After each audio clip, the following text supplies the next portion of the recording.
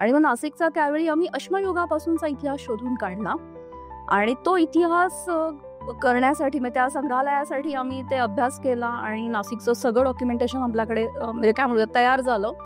आणि आता आपल्याला हेरिटेज आणि संस्कृती जेव्हा आपण असं म्हणतो तेव्हा बिल्ट हेरिटेज डोक्यात असतं, पण इंटँजिबल हेरिटेज पण नाशिकमध्ये खूप मोठा आहे. आमचं असं म्हणणं आहे म्हणजे अर्थात इंटॅक्टचं की हेरिटेज हा म्हणजे तुमचा घरातला वारसा हा सुद्धा हेरिटेज आहे. तर प्रत्येक घटनेमध्ये विज्ञान असतं तसं नाहीये, पण ती संस्कृती असते आणि ती प्रवाही आहे. म्हणजे सनातन ह्या शब्दाचाच अर्थ आहे की प्रवाही, जी वाहती आहे. त्यामुळे जिथे साचलेपणा येईल तिथे ते संपतं. त्यामुळे ह्या ज्या काही रूढी आणि परंपरा आहेत त्याचं ट्रान्सफॉर्मेशन, त्याचं जे काही बदल आहेत तर ते होऊ द्यावे, पण होणारे बदल नोंद त्याची केली जाणं हेही तितकंच महत्त्वाचं आहे. आणि भगवद्गीता अशी आहे की प्रत्येक वेळी तुम्हाला वेगळं काहीतरी ज्ञान देत असते. भारताची संस्कृती आणि देशाची संस्कृती हे ठीक आहे सगळं, पण आधी माझ्या घरातली संस्कृती काय आहे ती पण मला माहिती पाहिजे. ती माझ्या आजोबांची पेटी आहे तर तो सुद्धा वारसा आहे, किंवा एक माझ्या आजीचा डबा आहे तोही माझा वारसा आहे. तर अशा खूप छोट्या छोट्या गोष्टींमध्ये आपण वारसा म्हणून बघितला पाहिजे आणि इंडॉलॉजी तुम्हाला तो दृष्टिकोन देते की तुम्ही आपल्या संस्कृतीकडे कसं बघा.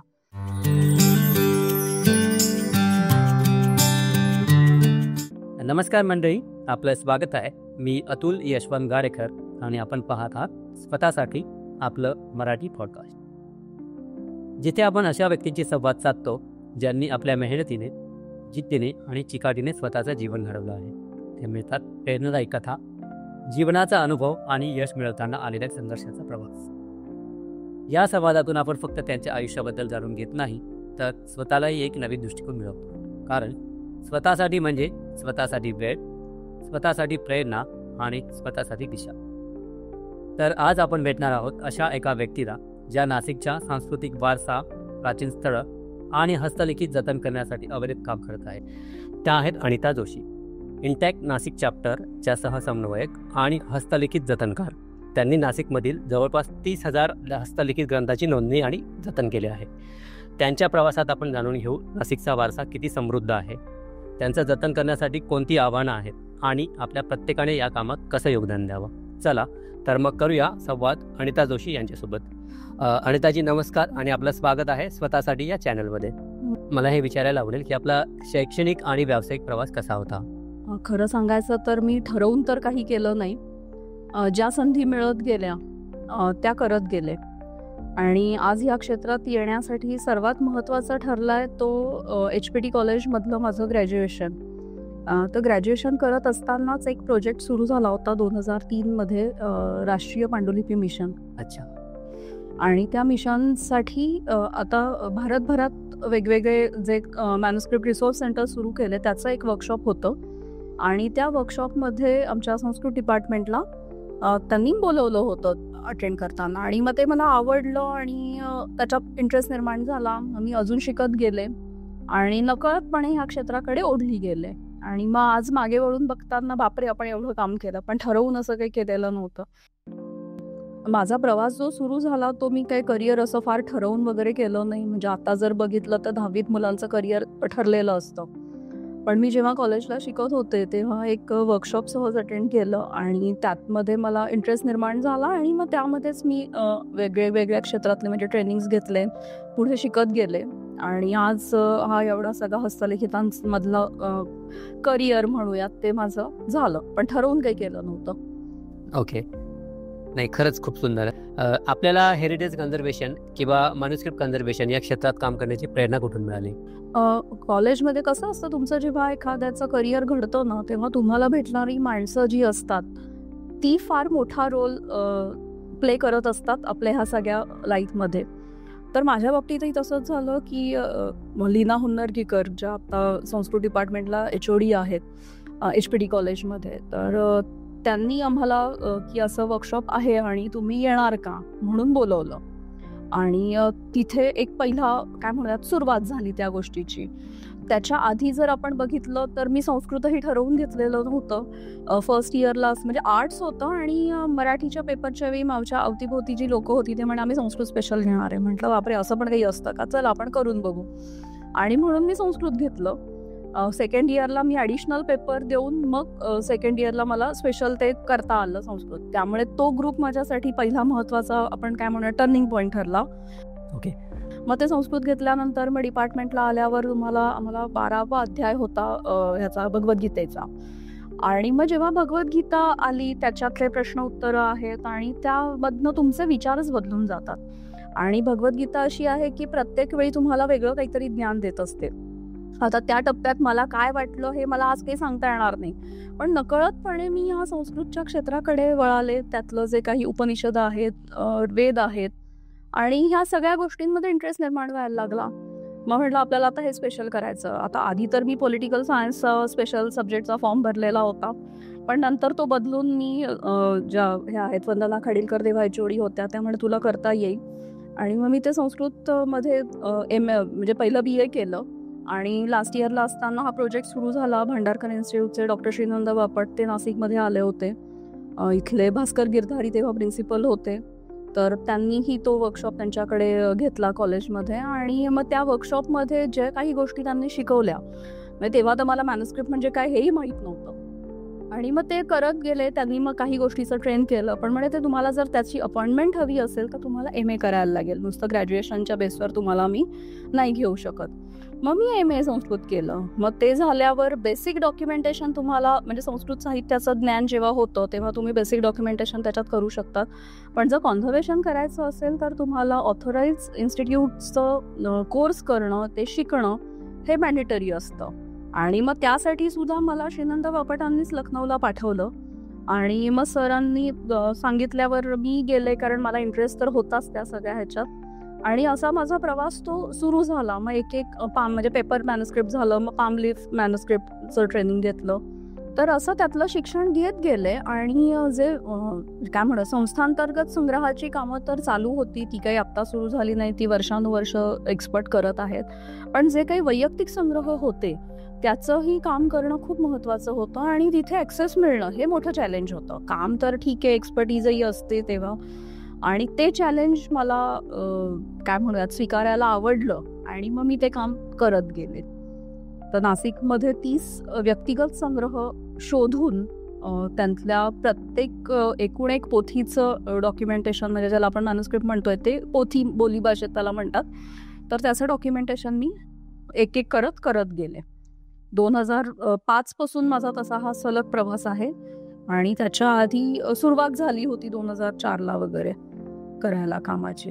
अच्छा. हां. आणि आता आम्ही ऐकलं म्हणजे आता इंटॅक्ट नाशिक चॅप्टर, तर मग याच्याशी आपला संबंध कसा जोडला गेला, म्हणजे त्याबद्दल आम्हाला सांगा. आता जसं मी आता मॅन्युस्क्रिप्टबद्दल सांगितलं की त्यात मी करिअर केलं, तर त्यानंतर मी इंडॉलॉजी पण केलं, जो टिळक महाराष्ट्र विद्यापीठातला कोर्स आहे. आणि भारतीय विद्या असं त्याचं नाव आहे. आणि त्या भारतीय विद्येमध्ये तुम्हाला आपलीच संस्कृती त्या संस्कृतीकडे बघण्याचा एक वेगळा दृष्टिकोन मिळतो. आणि मला हे जे मॅन्युस्क्रिप्ट कॉन्झर्वेशनमध्ये मदत करणारे जी पुण्यातली टीम होती त्यांनी मला हे सांगितलं, डॉक्टर अमृता नातू आहे, रवी पोटदुखे आहेत, की असा कोर्स. ते जेव्हा बोलत होते तेव्हा मला ते वाटलं की अरे हे काय बोलतायत असं. मी त्यांना विचारलं हे काय, तर मग अमृताने मला सांगितलं की असा एक कोर्स आहे इंडॉलॉजीचा आणि त्याच्यामधनं आम्हाला हे शिकायला मिळालं. म्हणजे आज तुम्हाला पॉडकास्टमध्ये खूप सारी मंदिरं, खूप साऱ्या शैली आणि असं काय म्हणूयात खूप सुकाळ आलाय, पण त्यावेळी असं कोणीच नव्हतं. आणि मग ती टीम जेव्हा नाशिकमध्ये आली होती तेव्हा त्यांनी नाशिकच्या मंदिरांच्या शैलीबद्दल वगैरे बोलायला सुरुवात केली. आणि मग मला वाटलं की चला आपण पण हा कोर्स केला पाहिजे. मग मी तिकडे ॲडमिशन घेतली. मग माझं MA इंडॉलॉजी कम्प्लीट झालं. आणि त्याच दरम्यान नाशिकमध्ये एक नाशिक इतिहास संग्रहालय म्हणून एक प्रकल्प महापालिकेने करायला घेतला होता. अच्छा. आणि मग मॅन्युस्क्रिप्टचं काम करत असताना श्री वैद्य म्हणून एक आहेत की त्यांच्या घरात हस्तलिखित संग्रह आहे, आम्ही तिथे बसलो होतो आणि त्यांच्या माध्यमातून नाशिक इतिहास संग्रहालयाचं काम करायचं आणि त्याच्यात आम्ही इन्व्हॉल्व्ह झालो. आणि मग नाशिकचा त्यावेळी आम्ही अश्मयुगापासूनचा इतिहास शोधून काढला. आणि तो इतिहास करण्यासाठी म्हणजे त्या संग्रहालयासाठी आम्ही ते अभ्यास केला. आणि नाशिकचं सगळं डॉक्युमेंटेशन आपल्याकडे म्हणजे काय म्हणूया तयार झालं. आणि ते नाशिकचा इतिहास तयार असतानाच इंटॅक्ट ही एक ट्रस्ट आहे दिल्लीमधली NGO आहे. आणि त्या NGOचे भारतभरामध्ये 300 चॅप्टर्स आहेत. आणि नाशिक चॅप्टर 97ला एकदा फॉर्म झाला होता, पण मग नंतर त्यांचं काही कार्य झालं नाही. 2016ला रितू शर्मा जे आहेत लँडस्केप आर्किटेक्ट त्या पुण्याच्या, तर आता म्हणजे त्या नाशिकमध्ये आहेत. तर तेव्हा त्यांनी नाशिक चॅप्टर रिवाईज करायचं ठरवलं आणि मग ती मीटिंग होती नाशिकमध्ये. तर बरेचसे आर्किटेक्ट जमले होते आणि मग त्या ह्याच्यात नाशिकबद्दलची माहिती कोणाकोणाला आहे असं ते सगळं शोधत होते. आणि मग श्रेयस गर्गे आहे, त्याने माझं नाव सांगितलं की अनिताचा अभ्यास चांगला आहे नाशिकच्या इतिहासाचा आणि ती आपली मेंबर होऊ शकते. आणि असं करून मग आमची मीटिंग जी झाली होती त्याच्यात मी पहिल्यांदा गेले. आणि त्याआधी इंटॅक्ट मला माहीत होतं भुवनेश्वर इंटॅक्ट, की तिथे मी माझं पामलीफ मॅन्युस्क्रिप्टचं कॉन्झर्वेशनचं ट्रेनिंग घेतलं होतं. पण नाशिकमध्ये चॅप्टर असावा किंवा काय असं कधी मनातही आलं नाही, कारण ह्या कामात मी खूप गडलेली होते. आणि मग रितू शर्मा, शैलेश देवी यांनी जेव्हा तो चॅप्टर नाशिकमधला सुरू केला तेव्हा मग मी त्याची मेंबरशिप घेतली आणि मग तिथनं तो प्रवास सुरू झाला आणि आज को-कन्व्हिनरपर्यंत मी पोहोचले आहे इथे. अनिताजी, आपला नाशिक जे आपलं शहर आहे अगदी प्राचीन शहर आहे, तर मग नाशिकसारख्या प्राचीन शहराला वारसा जपण्यात कोणती मोठी आव्हाने आहेत, त्याबद्दल काही सांगाल का? आता आव्हाने आहेत का पोटेन्शियल आहे, हे दोन फार म्हणजे बरेच मोठे विषय आहेत की त्याच्यावर आपल्याला एक तासही कमी पडेल. पण थोडक्यात सांगायचं तर युनेस्कोपर्यंत जाणारी एक काय म्हणूयात पोटेन्शियल नाशिक त्र्यंबकमध्ये आहे. आणि आता आपल्याला हेरिटेज आणि संस्कृती जेव्हा आपण असं म्हणतो तेव्हा बिल्ट हेरिटेज डोक्यात असतं, पण इंटँजिबल हेरिटेज पण नाशिकमध्ये खूप मोठा आहे. आणि त्या म्हणजे काय म्हणूयात हेरिटेजचे 4 मुख्य प्रकार पडतात की नॅचरल, बिल्ट, मटेरियल, इंटँजिबल. हे अभ्यासाच्या सोयीसाठी अर्थातच केलेले आहेत. तर बिल्ट हेरिटेज हा म्हणजे भारतीयांचा जो दृष्टिकोन आहे आपल्या याच्याकडे बघण्याचा, तो मॉन्युमेंट सेंट्रिक झालेला आहे. तर आमचं असं म्हणणं आहे म्हणजे अर्थात इंटॅक्टचं की हेरिटेज हा म्हणजे तुमचा घरातला वारसा हा सुद्धा हेरिटेज आहे, की ज्या काही आपल्या रूढी परंपरा असतात किंवा काय. आणि आज रूढी परंपरा घरातल्या आपण म्हणजे आता परत नवीन पद्धतीने त्याच्याकडे बघतायत लोक, पण तो कुठेतरी जो ट्रान्सफॉर्म होतोय ना, तर त्याचं डॉक्युमेंटेशन नाही आपल्याकडे. अगदी बरोबर. की अमुक एखाद्या गोष्टीची सुरुवात कधी झाली, काय झाली, ते करण्यामागचं काय होतं. आणि आता असं एक काय म्हणूया ट्रेंड आलाय की ह्याच्याकडे ओढून ताणून विज्ञान जोडायचं. तर प्रत्येक घटनेमध्ये विज्ञान असतं असं नाहीये, पण ती संस्कृती असते आणि ती प्रवाही आहे. म्हणजे सनातन ह्या शब्दाचाच अर्थ आहे की प्रवाही, जी वाहती आहे. त्यामुळे जिथे साचलेपणा येईल तिथे ते संपतं. त्यामुळे ह्या ज्या काही रूढी आणि परंपरा आहेत त्याचं ट्रान्सफॉर्मेशन, त्याचं जे काही बदल आहेत तर ते होऊ द्यावे, पण होणारे बदल नोंद त्याची केली जाणं हेही तितकंच महत्त्वाचं आहे. आणि तुम्हाला अगदी काय म्हणूयात भारताची संस्कृती आणि देशाची संस्कृती हे ठीक आहे सगळं, पण आधी माझ्या घरातली संस्कृती काय आहे ती पण मला माहिती पाहिजे, की मी कुठून आलो आहे, माझ्या घरात काय काय. आणि रूढी म्हटल्यानंतर आपल्याकडे कर्मकांड असं डोक्यात असतं, पण साधं असतं की माझ्या आजोबांची पेटी आहे तर तो सुद्धा वारसा आहे, किंवा एक माझ्या आजीचा डबा आहे तोही माझा वारसा आहे. तर अशा खूप छोट्या छोट्या गोष्टींमध्ये आपण वारसा म्हणून बघितला पाहिजे. आणि इंडॉलॉजी तुम्हाला तो दृष्टिकोन देते की तुम्ही आपल्या संस्कृतीकडे कसं बघा. तर हा फार महत्त्वाचा विषय आहे की तुम्ही स्वतःच्या संस्कृतीकडे कसं बघणं अपेक्षित आहे. आणि तो दृष्टिकोन जर प्रत्येक भारतीयाला मिळाला तर कोणी संस्कृती वाचवा किंवा काय करा असं काही घोषणा आणि खूप मोठं काही क्रांती करण्याची त्याच्यात आवश्यकता आहे असं मला वाटत नाही. छान, सुंदर. अनिताजी, वारसा संवर्धनाच्या दृष्टीने आपलं जे नाशिक आहे ते कोणत्या गोष्टींसाठी विशेष ओळखले जावे असं आपल्याला वाटतं? लँडस्केप म्हणजे ज्याला आपण म्हणूयात नैसर्गिक वारसा, हा नाशिकमध्ये खूप मोठा आहे. आणि जसं आपण आता ह्याला म्हणतोय की मुंबईचं स्वयंपाकघर, त्यामुळे कृषी हा नाशिकचा एक मोठा काय म्हणूयात आपण महत्त्वाचा भाग आहे की ज्याच्यामध्ये आपण इंटरनॅशनली पण प्रसिद्ध होतो आहे. तर तो नैसर्गिक वारसा म्हणजे जसे किल्ले आहेत, आपले डोंगर आहेत, दऱ्या आहेत, निसर्ग आहे, तर त्याचा ऱ्हास होणार नाही, ते जपलं जावं. कारण निसर्ग वाचला तर आपण वाचणार आहोत. आता निसर्ग वाचवा म्हणतो ना, आपल्याला असं वाटतं झाडं लावा किंवा हे करा, तर असं नाही आहे. तुम्ही जो त्या ठिकाणचा आहे, म्हणजे आता नाशिक जेव्हा बोलतोय आपण तेव्हा बागलाणकडचं हवामान वेगळं आहे, दिंडोरीकडचं वेगळं आहे, इकडे सिन्नरकडचं वेगळं आहे. तर त्या हवामानाला धरून असणारं जो त्या स्थानिक लोकांची नैसर्गिक आपत्ती किंवा नैसर्गिक समृद्धी दोन्ही गोष्टी आहेत, तर त्याच्याकडे आपण जर नीट पद्धतीने बघितलं तर एक कृषी क्षेत्रामध्ये किंवा नैसर्गिक वारसामध्ये नाशिक हा चांगला, त्याच्यामध्ये आपल्याला संधी आहेत युनेस्कोपर्यंत जाण्यासाठी. आणि युनेस्को हे काय म्हणूयात आपण बेंचमार्क आहे की इंटरनॅशनली बाहेरच्या लोकांनी सांगितलं की हे छान आहे तर आपल्याला भारी वाटतं. त्यामुळे त्या नामांकनाची आपल्याला आवश्यकता नाहीये. आपणच आपलं त्या लेवलला. आणि टुरिझम म्हणजे आता सगळेजण म्हणतात हे कशासाठी, तर टुरिझमसाठी पण पोटेन्शियल इथे आहे. मुंबईतली बरीचशी मंडळी नाशिकमध्ये येऊन राहतात, तर ते का, तर इथलं क्लायमेट चांगलं आहे म्हणून. तर तसंच हे पोटेन्शियल आपण इनकॅश करू शकतो टुरिझमच्या पॉईंट ऑफ व्ह्यूने. तर आपला हा नैसर्गिक वारसा जपला पाहिजे नक्कीच. आणि जसं तुम्ही सांगितलं म्हणजे तुमचा अभ्यासच इतका मोठा आहे की टुरिझममध्ये नक्कीच आपल्याला खूप संधी आहेत. म्हणजे नाशिक टुरिझम नक्कीच खूप मोठं होऊ शकतं. आणि त्याची आम्ही म्हणजे अनेक वेळा ऐकलं आहे, अगदी न्यूजपेपरमध्येही बऱ्याच वेळा छापून आलं आहे की आपण एक खूप छान उपक्रम राबवतात, नाशिक हेरिटेज वॉक्स. तर मग हे नाशिक हेरिटेज वॉक्स आयोजित करताना स्थानिक लोकांचा प्रतिसाद कसा मिळतो, कसा असतो त्यांचा प्रतिसाद? स्थानिक लोकांचा चांगला प्रतिसाद असतो. आणि हेरिटेज वॉक घेण्याचं इंटेन्शन आमचं असं आहे की एखाद्या मंदिरात नेऊन त्या मंदिराबद्दल सांगणं किंवा एखाद्या ठिकाणी जाऊन त्याचं ते स्थान महात्म्य सांगणं, हा आमचा उद्देश नाही आहे.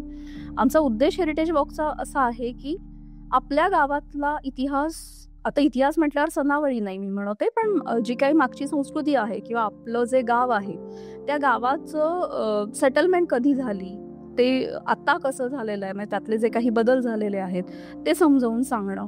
तर हा आमचा उद्देश आहे हा वॉकचा. आणि उदंड प्रतिसाद ह्याला मिळत असतो. आणि वॉक म्हटल्यावर मी सगळ्याच साठी घेते, म्हणजे इंटॅक्सचे पण वॉक असतात, इरा सेंटर फॉर इंडिक स्टडीजचे सुद्धा वॉक असतात. तर येणाऱ्या जो काही काय म्हणूयात आपण पर्यटक आहेत, अभ्यासक आहेत, विद्यार्थी आहेत आणि ज्यांना अभ्यास करायचा आहे तर त्या अभ्यासाचे पण वेगवेगळे विषय आहेत. म्हणजे कोणी इतिहास अभ्यासक असतो, कोणी आर्किटेक्ट असतो, तर त्या पॉईंट ऑफ व्ह्यूने आम्ही त्यांना ते एक्सप्लेन करतो. म्हणजे तुम्ही कुठल्या पण एखाद्या टुरिस्ट प्लेसला गेल्यानंतर एक गाईड येतो आणि तो बडबड करतो आणि असं झालं तसं झालं, तर सर्वसामान्य माणसाला त्या सणावाळ्यांमध्ये अजिबात इंटरेस्ट नसतो. मग त्यांना कशात इंटरेस्ट आहे आलेल्या व्यक्तीला, त्यानुसार आम्ही ते हेरिटेज वॉक सांगत असतो. नाहीतर असे तर हेरिटेज वॉक भरपूर होतात, पण कोणाला काय हवं आहे आणि प्रत्येकाच्या प्रकृतीनुसार प्रत्येकाची आवड वेगळी असते आणि ते आम्ही त्या पद्धतीने ते सांगतो, म्हणून आम्हाला रिस्पॉन्स चांगला मिळतो. अनिताजी, मॅन्युस्क्रिप्ट कन्झर्वेशन म्हणजे नेमके काय आणि त्याची खरंच गरज आहे का? आणि तसंच जर याची डिजिटायझेशन आपण करत आहोत तर मग ज्या खऱ्या प्रती म्हणजे जे ओरिजिनल आहे मग ते जपण्याची खरंच आवश्यकता आहे का, किंवा आपण ते कसं करतोय, मग त्याबद्दल आम्हाला काही माहिती सांगाल का? हस्तलिखित म्हणजे काय, आधी आपल्याला ही कॉन्सेप्ट समजून घ्यायला लागेल आणि मग पुढच्या प्रश्नाचं त्याच्यातच उत्तर आहे की का त्याची गरज आहे. तर हस्तलिखित म्हणजे साधारण 100 वर्षापूर्वी हाताने जे लिहिलेला मजकूर आहे ते म्हणजे हस्तलिखित. आणि मग आता नुसतं कोणीतरी रेगोट्या मारल्या असतील तर ते हस्तलिखित होईल का, तर त्याला काही निकष आहेत. तर ते सांस्कृतिकदृष्ट्या ते महत्त्वाचं असलं पाहिजे. जर ते कोणी लिहिलेलं आहे तेही महत्त्वाचं आहे, म्हणजे त्यातला मजकूर जसा महत्त्वाचा आहे तसाच ते कधी लिहिलं म्हणजे त्याचा जो काळ आहे तोही तितकाच महत्त्वाचा आहे. तर अशा निकषांवर त्याची दुर्मिळता ठरत असते. त्यामुळे प्रत्येक हस्तलिखित हे दुर्मिळच आहे. आणि हस्तलिखित म्हणजे तेव्हा म्हणजे नाशिकबद्दल आपण जेव्हा बोलतोय तेव्हा आपल्याला कागदावरची हस्तलिखितं सापडतात आणि भारतभरातला आपण विचार करतो तर जे उपलब्ध आहे त्याच्यावर माणसाने लिहिण्याचा प्रयत्न केला. तर दक्षिण भारतामध्ये आपल्याला ताडपत्र सापडतं, उत्तर भारतामध्ये भुर्जपत्र सापडतं. उत्तर भारत म्हणजे सगळाच नाही अर्थात, हिमालयाच्या उतारावर ते असतं. आणि गुजरात, राजस्थान आणि महाराष्ट्र या ठिकाणी आपल्याला कागदावरची हस्तलिखितं मिळतात. त्यातही राजस्थान आणि गुजरातमध्ये तुम्हाला ताडपत्रावरची काही म्हणजे दक्षिण भारतात जसं कोरून लिहितात तसं इकडे कुंचल्याच्या साहाय्याने रंगवलेली हस्तलिखितं मिळतात. तर आता आपण स्पेसिफिक नाशिकबद्दल बोलतोय तेव्हा नाशिकमध्ये कागदावरची हस्तलिखितं मिळतात. तर कागदाचेही 2 प्रकार आहेत. तर ज्याच्यामध्ये हँडमेड पेपर आणि मशीन मेड पेपर असे 2 वेगळे पेपर्स आहेत. तेव्हा शाई घरी तयार करत होते, तेव्हा रंग घरी तयार करत होते. तर हे हस्तलिखित म्हणजे त्यालाच हस्तलिखितं म्हणणार की मिनिमम 100 वर्ष झाले आहेत. त्या अर्थात प्रत्येक संस्थांचे ते नियम वेगळे आहेत. युनेस्कोच्या दृष्टीने 75 वर्ष आहे, इंडियन कॉपीराईटच्या दृष्टीने 60 वर्ष आहे. आणि आता ज्या पद्धतीने आम्ही त्याचं संरक्षण करतोय त्याला आम्ही 100 म्हणजे इंडियन अँटिक्विटीज ॲक्ट जो आहे त्याच्यात 100 वर्षाची ही मर्यादा दिलेली आहे. त्यामुळे 100 वर्षापूर्वी ते असलेलं पाहिजे. तर अशी हस्तलिखितं नाशिकमध्ये जी आहेत तर त्याचे विषय वेगवेगळे आहेत. तर बोली भाषेमध्ये त्याला पोथी म्हणतात. तर पोथी म्हटल्यानंतर आपल्या डोळ्यासमोर येतं की ते धार्मिक स्वरूपाचं काहीतरी असेल, की काय म्हणतात वेद आहेत, पुराणं आहेत आणि हे आहे. तर सगळेच हस्तलिखित तशी आहेत का? तर नाही. काही आहेत तर ती आयुर्वेदाची आहेत. आयुर्वेद म्हटल्यानंतर हे चरक सुश्रुत वाग्भट आपल्याला वाटतो, पण लोकल ट्रेडिशन काही आहेत तर त्या वेगळ्या आहेत. त्यानंतर हवामानशास्त्राचे काही ग्रंथ आहेत, पर्यावरण किंवा पर्जन्यशास्त्र आपण ज्याला म्हणू, आणि हे काही फक्त फलित ज्योतिष नाही तर वेदांग ज्योतिषाच्या अनुषंगाने काही त्याच्यात दिलेल्या सारण्या आहेत. तर असे विविध विषय, म्हणजे तुम्ही आता ज्ञानाच्या जितक्या काही शाखा सांगाल त्या प्रत्येक शाखेशी कनेक्ट होणारं हस्तलिखित तुम्हाला सापडणार आहे. आणि मग असं क्षेत्रामध्ये मग त्याचं संरक्षण आपण का करायला पाहिजे, त्याची सुरुवात कशी झाली मी सांगते. 2003ला हळदीच्या पेटंटचा एक मोठा किस्सा चर्चेला गेला होता. म्हणजे तुम्हाला आठवत असेल की अमेरिकेने हळदवर पेटंटसाठी फाईल केलं होतं, आणि भारतामध्ये किंवा इकडच्या आपल्या सगळ्याच देशांमध्ये, पौरात्य देशांमध्ये हळद ही सर्रास वापरली जाते. म्हणजे आता जर थोडं काही स्वयंपाकघरात काम करताना आपल्याला कट झालं तर आपण पटकन हळद घेतो आणि लावतो. मग ही कितीही मोठ्या घरातली स्त्री असू दे, नाहीतर कितीही अगदी झोपडीत राहणारी स्त्री असू दे, तर हे कोणाला आपल्याला सांगायला नाही लागत. बाय डिफॉल्ट हे केलं जातं. आणि अशा त्या हळदीवर ती अँटीसेप्टिक आहे म्हणून अमेरिकेने दावा केला की हे आमचं संशोधन आहे. तर त्यावेळी आपला जे पंतप्रधान त्यावेळी होते तत्कालीन वाजपेयीजी, त्यांच्या हे लक्षात आलं आणि त्या पूर्ण टीमने त्यावेळी असा एक, आणि मालशेकरांनी हे खोडून काढला मुद्दा, आणि ते पेटंट त्यांना अमेरिकेला घेऊ दिलं नाही. ते जर त्यांना मिळालं असतं तर आज आपल्याला स्वयंपाकघरात ते वापरणं मुश्किल झालं असतं, कारण त्यांचा राईट त्याच्यावर गेला असता. मग ते भारताने लढाई, रघुनाथ मालशेकर त्याच्यामध्ये होते आणि ते युद्ध आपण जिंकलं पेटंटचं. आणि मग त्यांना लक्षात आलं शतामध्ये प्रत्येक घरात असं काहीतरी ट्रेझरी आहे की ज्याच्यामध्ये तुम्हाला हे ज्ञान तुमच्या नावावर रजिस्टर करणं जरुरी आहे. पण आता 21व्या शतकामध्ये म्हणजे वैश्विकीकरणाच्या अनुषंगाने म्हणजे आपण ज्ञानावर एकाचा हक्क नाहीये, ज्ञान सगळ्यांचं आहे. पण पेटंटच्या युद्धामध्ये जर विजय मिळवायचा असेल तर तुम्हाला तुमच्या नावावर ते रजिस्टर असलं पाहिजे, त्याची ओनरशिप. आणि म्हणून या प्रकल्पाला राष्ट्रीय पांडुलिपी मिशन हे 2003ला सुरू झालं. आणि त्यावेळी असं ठरलं की भारतभरामध्ये ज्या ज्या घरांमध्ये हस्तलिखित आहेत त्या प्रत्येक हस्तलिखिताची नोंद त्या मालकाच्या नावावर व्हायला पाहिजे. आणि मग मालकाच्या नावावर नोंद करायची. मग ते हस्तलिखित स्त्रोत केंद्र आणि हस्तलिखित जतन केंद्र अशा केंद्रांची स्थापना झाली. आणि महाराष्ट्राचं काम अर्थातच भांडारकर प्राच्यविद्या संशोधन मंडळ जे आहे पुण्याचं, त्यांना मिळालं. आणि मग तिथले जे त्यांना म्हणजे ट्रेनिंग आणि हे सगळं देऊन मग नाशिकमध्ये त्यांच्या अंतर्गत काम सुरू झालं. आणि डॉक्टर श्रीनंद बापट हे काम करतायत अजूनही. ते आता भांडारकरचे रजिस्ट्रार आहेत, क्युरेटर आहेत. आणि त्यांनी मग नाशिकमध्ये येऊन आम्हाला ट्रेन केलं. मग नाशिकमधल्या कामाची ती सुरुवात झाली. तर त्यातही विषय असा झाला की जे संस्थांतर्गत संग्रह होते त्याचं काम चालू होतं, पण व्यक्तिगत संग्रह शोधणं, आणि जसं मी म्हटलं की पोथी म्हटल्यानंतर धार्मिक स्वरूप त्याला आलेलं असतं आणि मग लोक ते तुम्हाला दाखवतही नाहीत, आणि आजही ते मुश्किल आहे. तर त्यावेळी ते खूप मोठं आव्हान होतं की त्या लोकांना कन्व्हिन्स करणं की तुमच्याकडची हस्तलिखितं तुमच्या नावावर नोंद करून घ्या. कारण काही मग असा पण ट्रेंड आला होता की हे घेऊन जातील का, तर घेऊन तर जाणार नाहीये, मग काय करणार त्याचं. आणि असं झालं होतं की एक स्वातंत्र्यानंतरचा जर आपण काळ बघितला तर देशासमोर आव्हानं वेगळी होती. आणि प्रत्येक घरामध्ये काय म्हणूया काम करण्यासाठी पैसा कमवणं महत्वाचं होतं घर चालवण्यासाठी. मग ह्या अभ्यास आणि पोथ्या आणि हे सगळं कोण करत बसणार. म्हणून वाडे जर तुम्ही नाशिकचे बघितले तर 20-20, 25-25 खोल्यांचे प्रत्येक वाडे आहेत. आणि त्यातल्या एखाद्या खोलीमध्ये ते हस्तलिखित ग्रंथ ठेवून दिले होते. आणि जे काही रोजचे लागणारे ग्रंथ आहेत तेवढे फक्त समोर ठेवून, आणि नंतर तर छापीलही पोथ्या आल्या. त्यामुळे या हस्तलिखित पोथ्या काही ठिकाणी अडगळीच्या खोलीत, काही ठिकाणी देवघरामध्ये, काही ठिकाणी एक वेगळी खोली असेल अशा ठिकाणी ते पडलेले होते. आणि मग ते आम्हाला तेव्हा चॅलेंज होतं की ह्या लोकांना कन्व्हिन्स करून की त्यांच्या नावावर नोंद करून देणं. आणि मग असं करत तो प्रवास जो सुरू झाला, तर त्याच्यामध्ये सगळ्यात पहिलं तर काम आम्ही सुरू केलं तात्याशास्त्री गर्गेंकडचं. आणि मग त्यांना तो विषय पटला की हो ते होणं जरुरी आहे. आणि मग तिथे जाऊन आम्ही ते एक एक गठ्ठा काढणं, मग त्याची पानं मोजणं, मग त्याचा विषय काय आहे, तर असं करत तेव्हा तर अर्थात खूप मोठी टीम याच्यामध्ये होती. आणि आता सध्या तरी मी एकटीच करते काम, पण नवीन लोकांनी ह्याच्यात आलं पाहिजे. आणि त्याचे काय म्हणूयात मनापासून ते जपण्याची इच्छा असली तरच ते होऊ शकतं. तर नाशिकमधल्या प्रत्येक घराची परंपरा वेगळी आहे.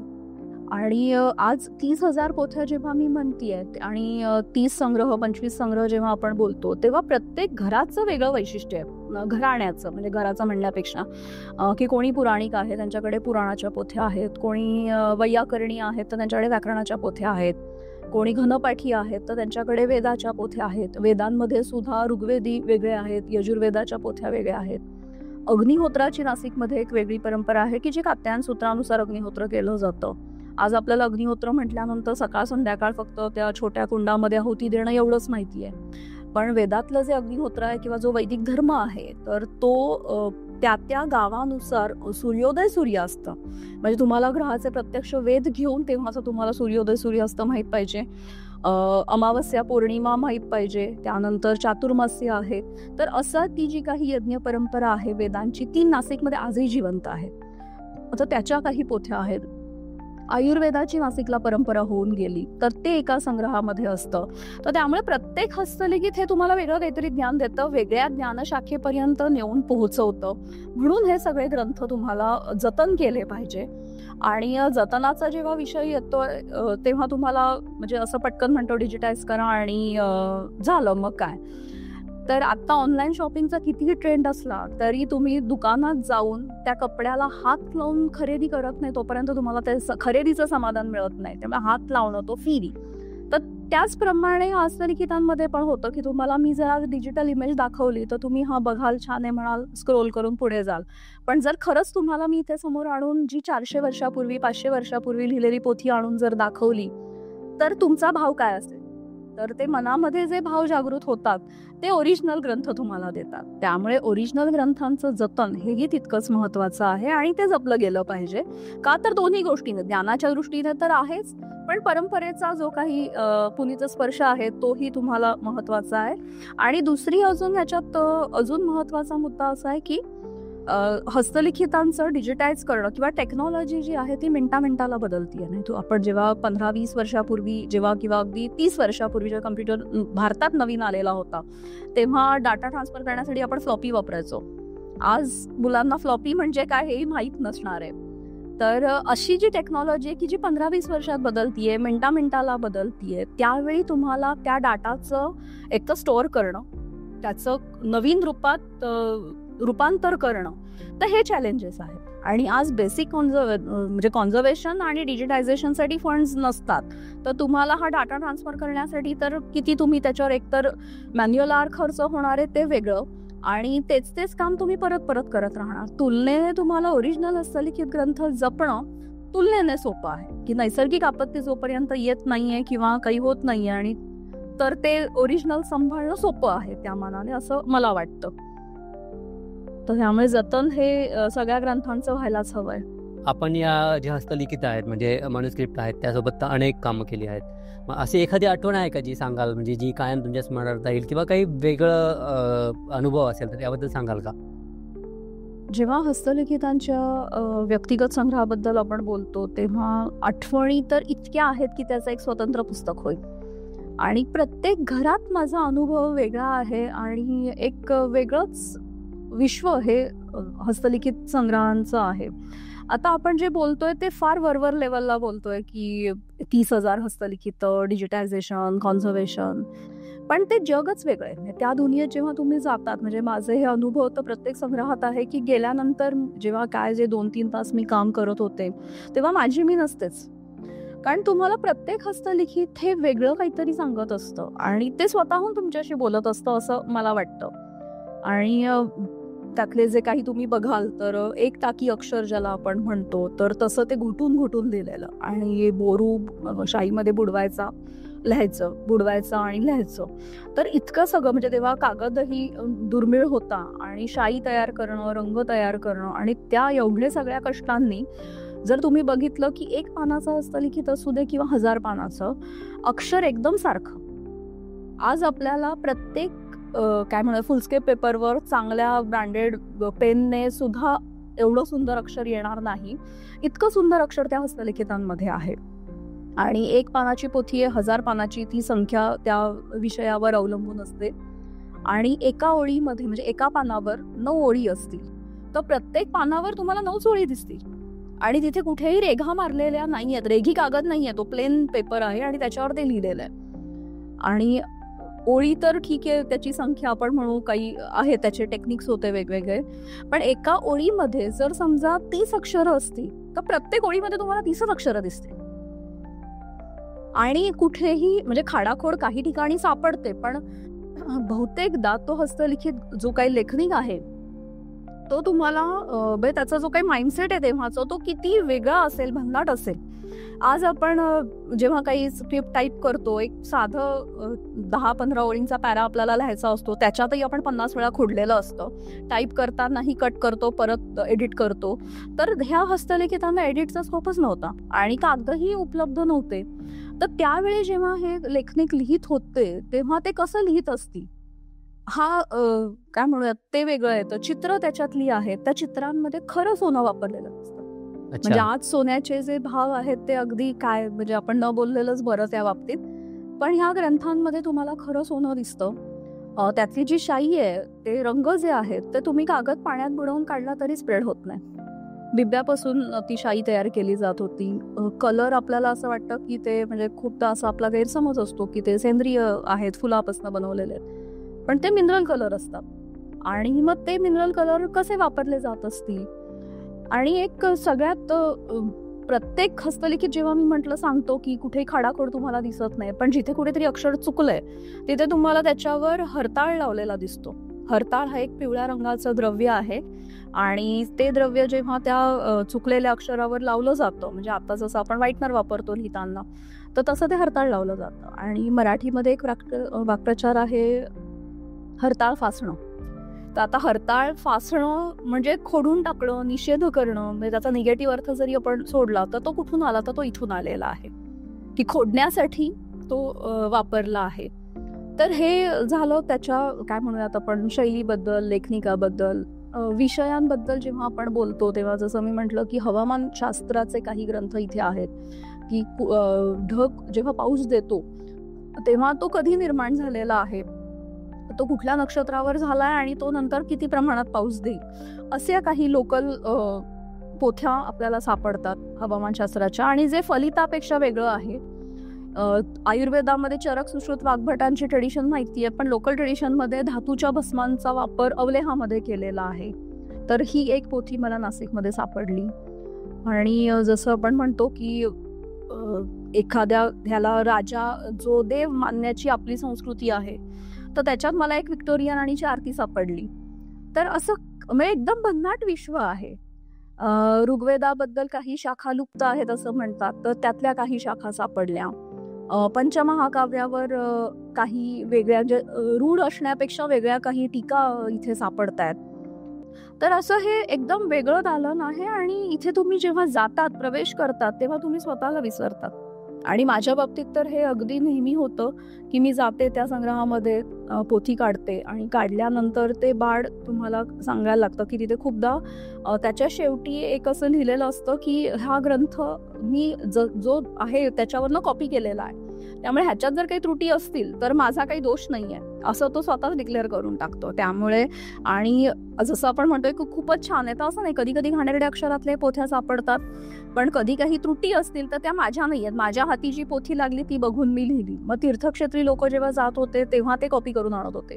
म्हणजे आपल्याला आज म्हणजे कॉलेजमध्ये वगैरे आपण एकमेकांच्या नोट्स कॉपी करतो, तर ते कॉपियर जे आले तर तसेच हे पोथ्या सुद्धा कॉपी केलेल्या आहेत ओरिजिनलच्या, त्यामुळे तो स्वतःचा दोष घेत नाही. अच्छा. आणि तो सांगून टाकतो. कधी कधी त्याच्या शेवटी असं लिहिलेलं असतं, एखादं औषध दिलेलं असतं, तोडगा दिलेला असतो की तुम्ही हे असं जसं केलं तर तुमचा खोकला बरा होईल, असं काही पण. तर तो कोलोफॉर्म आहे ना, तो फार इंटरेस्टिंग असतो त्या प्रत्येक ग्रंथाच्या शेवटाचा. तर त्याच्यामधनं तुम्हाला तत्कालीन समाजजीवन, तत्कालीन संस्कृती, त्या काळामध्ये असणारी उपलब्धता, की जसं मी म्हटलं कागद तेव्हा मिळत नव्हते आणि मग एकच ओळ राहिलेली असली ग्रंथाची तर ते काय करायचे, समासामध्ये ती गोल फिरवून घ्यायचे. आणि गोल फिरवून लिहिण्याची अशी की ओरिजिनल पोथी कॉपी करत असताना त्या लेखनिकाकडे आता दुसरा पेपर आहे तरी सुद्धा तो, म्हणजे जॉईंट फोलिओज असतात ते, तरी सुद्धा तो गोल फिरवतो आणि पुढचं पान कोरं सोडतो. तर अशा काही काही भन्नाट गोष्टी पण तिथे आपल्याला दिसतात आणि बोलू तेवढं कमी आहे ह्या याच्याबद्दल. अनिताजी, आपण आता एका पुढच्या प्रश्नाकडे वळूयात की आपण आता हे नाशिकमध्ये इतके मोठं काम करत, तर मग तुम्हाला वाटतं की जी आपली नाशिकची लोक आहेत ती अजूनही ही हस्तलिखिते जतन करून ठेवतायत का? हां, म्हणजे आहे आता बहुतेक नाशिकमधलं पूर्ण झालंय. आता आजूबाजूच्या गावांमधलं मला करायचंय काम. अनिताजी, आपण हे काम करत आहात, तर याच्यात मग तुम्हाला अनेक तांत्रिक पद्धती असतील किंवा वैज्ञानिक उपाय असतील, ते कसे वापरले जातात म्हणजे त्याबद्दल आम्हाला सांगाल का? कसं आहे की जे काही ज्ञान किंवा जे मी शिकले आहे कॉन्झर्वेशनमध्ये, तर त्याच्यामध्ये त्यांनी असं सांगितलंय की जर आवश्यक असेल तरच तुम्ही ती हे वापरायची. तर त्याच्या साधारण 2 पद्धती येतात. एक म्हणजे हस्तलिखित खराब होऊ नये म्हणून काळजी घेणं, आणि दुसरं म्हणजे खराब झालेलं हस्तलिखित क्युअर करणं. तर म्हणजे प्रतिबंधात्मक उपाय हा असतो, आणि तुमच्याकडे क्युरेटिव्ह कॉन्झर्वेशनचं ज्ञान आहे म्हणून सरसकट सगळ्यालाच करून टाकायचं तर असंही नाही. तो विवेक आपल्याकडे असला पाहिजे. तर नाशिकमधलं जेव्हा आपण बोलतोय तेव्हा नाशिकचं हवामान हे हस्तलिखित जतनासाठी म्हणजे जोपर्यंत नैसर्गिक आपत्ती किंवा मनुष्याने काही हानी केलेली नाही तोपर्यंत त्या हस्तलिखिताला नुकसान होत नाही. कारण तसं बऱ्यापैकी थंड आहे आणि फ्लक्च्युएशन नाही आहे त्याच्यामध्ये. त्यामुळे इथे हस्तलिखितांच्या जतनासाठी खूप जास्त प्रयत्न करावे लागत नाही. पण धूळ साफ करणं असेल, त्यानंतर त्याला काही इन्सेक्ट अटॅक म्हणजे सिल्वर फिश असतात, तर ते काही लागले असतील. आता खरं हे जेव्हा आपण कॉन्झर्वेशन आणि असे मोठे मोठे शब्द वापरतो, तर जेव्हा हस्तलिखितं निर्माण झाली ना, तर तेव्हाच त्याच्या रक्षणाची पण एक पॅरलली ते सुरुवात झालेली होती. की तुम्ही रामदास स्वामींचे जर श्लोक बघितले तर त्याच्यातच त्यांनी सांगितलंय की मेण कापडांमध्ये बांधून ठेवा, कड्या कुलपामध्ये ते बंदोबस्त करा. आणि आजही आपण बघतो एखादं पुस्तक जर कोणी घेऊन गेलं तर ते परत मिळत नाही. त्यामुळे ग्रंथ लिहिल्याबरोबर तो चोरीचाही धोका होता. तर आणि शेवटी ते लिहिलेलं पण असतं की तुम्हाला त्याचं रक्षण करायचंय चोरांपासून. तर हस्तलिखित जतन हा त्याच्या निर्मितीबरोबरच झालेला एक प्रवास आहे.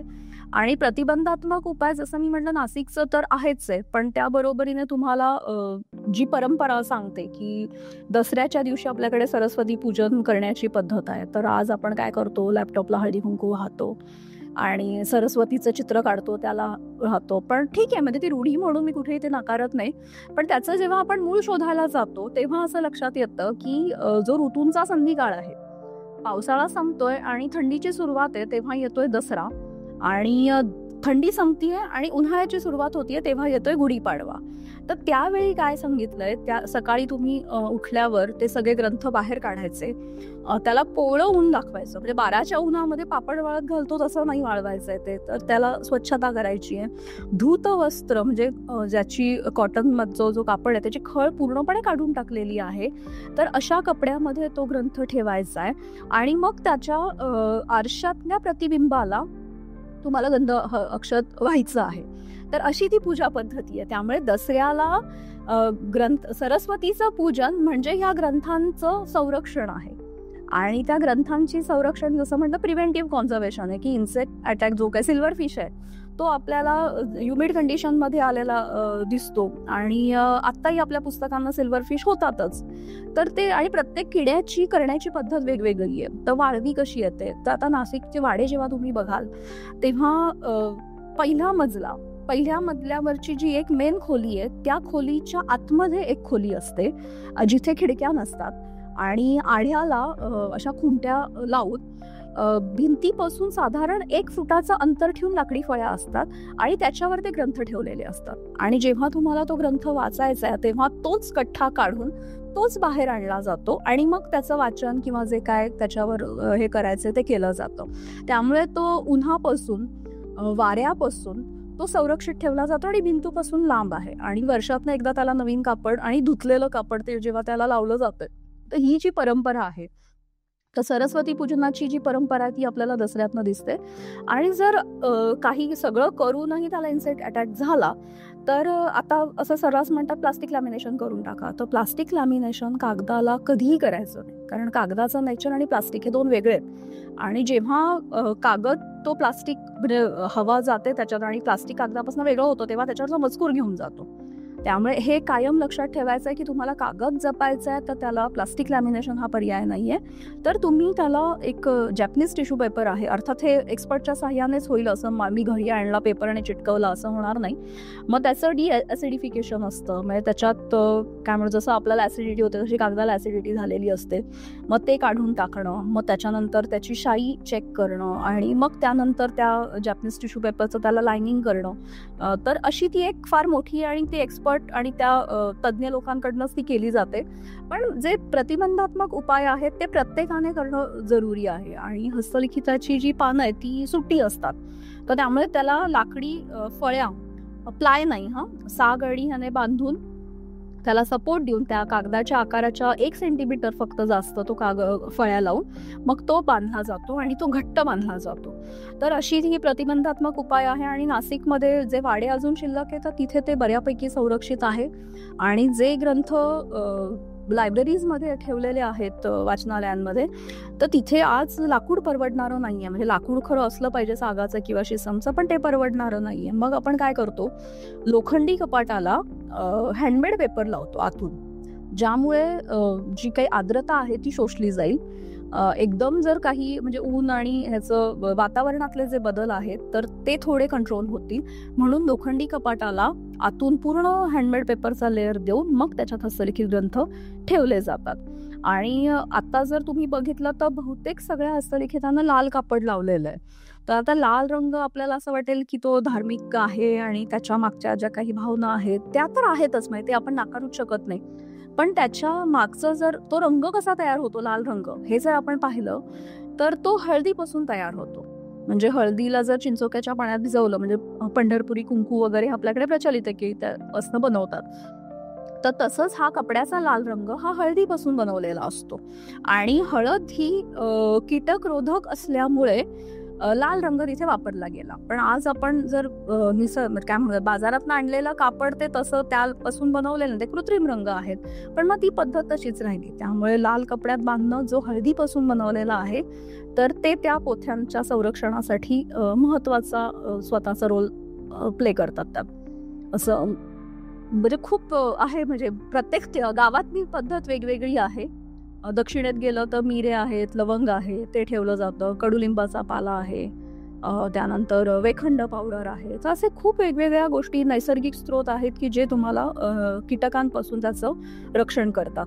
आणि त्या अर्थात वापरायच्या वेगवेगळ्या पद्धती आहेत. मी आता तुम्हाला म्हटलं वेखंड टाका आणि तुम्ही पुस्तकांमध्ये टाकून ठेवलं तर तसं होणार नाही. तर ते काय त्याचा प्रॉब्लेम आहे त्यानुसार आपण ते सोल्युशन करत असतो. आणि त्याच्या मी जस्ट आता काही दिवसापूर्वीच ऐकलंय की ज्ञान भारतम, तर याबद्दल तुम्ही काही सांगाल का?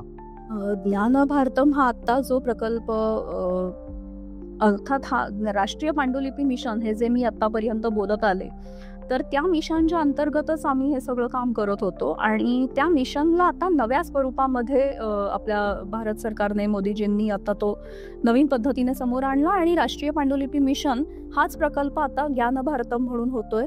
याच्या अंतर्गत आतापर्यंत जे काही जतन आणि संरक्षण केलं जात होतं, नोंदणी केली जात होती, तर ते आता सगळं डिजिटाईज करणार आहेत आणि ते ज्ञान सगळ्यांसाठी खुलं करणार, म्हणून त्याला ज्ञान भारतम असं म्हटलं गेलं आहे. हे जे हस्तलिखित आहेत याविषयी जाणून घेताना एक गोष्ट मला प्रकर्षाने जाणवली की आपली ही संस्कृती किती महान होती. म्हणजे महान होती म्हणण्यापेक्षा किती महान आहे. म्हणजे त्यात सर्व काही होतं, सर्व काही आहे. असं म्हणतात ना की जुनं ते सोनं. तर काय वाटतं आपल्याला, काय सांगाल याबद्दल? भारतीय संस्कृती महान होती ह्यासाठी आपल्याला कुठलेही पुरावे द्यायची गरज नाही. हे जगन्मान्य आहे की हडप्पा आणि मोहनजोदडो संस्कृती जेव्हा सापडली तर पाश्चात्य लोकांना ही संस्कृती आकर्षित करते. त्यामुळे ह्या संस्कृतीचा उदो करण्याला आपल्याला स्वतःला काही करावं लागत नाही. पाश्चात्य लोक करतात. आणि योगचा योगा झाला, आयुर्वेदाचं हर्बल झालं, आणि असं करून आपलं ज्ञान बाहेरचे लोक अभ्यास करतात आणि आपल्याला नवीन स्वरूपामध्ये आणून देतात. त्यामुळे संस्कृती किती महान आहे हे आपल्याला सांगायची गरज नाही. अगदी अगदी. जुनं ते सोनं हे तर आहे, पण त्याच्यामध्ये असं आहे की ते सोनं कसं आहे किंवा त्याचा जर तुम्ही दागिना बनवून वापरत असाल तर ते सोनं कामाचं आहे. अदरवाईज तुम्ही फक्त लॉकरचं ते धन होणार आहे. आणि एक नवीन ट्रेंड असा आला आहे की म्हणजे आज विमान तुम्हाला आकाशात उडताना दिसतंय आणि भारतामध्ये विमान होतं म्हणून आपण चर्चा करतो. तर ते होतं का नव्हतं ह्याच्यावर वाद घालण्यापेक्षा आत्ता जगाच्या समोरचे जे प्रश्न आहेत आणि जी काही गरज आहे टेक्नॉलॉजीची किंवा तंत्रज्ञानाची किंवा कुठल्याही क्षेत्रातली, की ज्ञानातल्या प्रत्येक शाखेशी संबंधित असणारं ज्ञान हस्तलिखितांमध्ये आहे. मग जो तो आपल्या आपल्या क्षेत्रामध्ये काय सांगितलेलं आहे असं जेव्हा तो अभ्यास करेल, की जसं मी आता मगाशी हवामानशास्त्राबद्दल बोलले, खगोलशास्त्राबद्दल आपण जेव्हा बोलतोय, तर आता आपण नासाचे सगळे तयार हे घेतो, पण मग आपण ग्रहाचे वेध घेतो का?